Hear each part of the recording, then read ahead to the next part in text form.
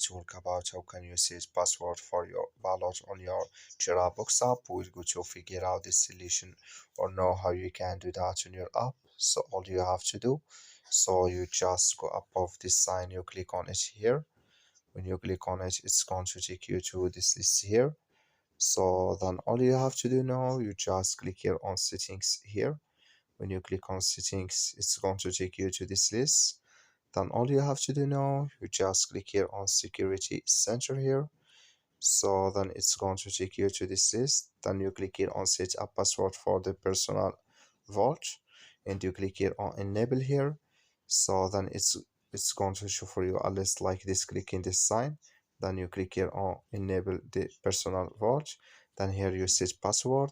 So then it's going to add video on your TeraBox app. That's all you have to do. Thank you for watching. Don't forget to support us by liking, subscribe.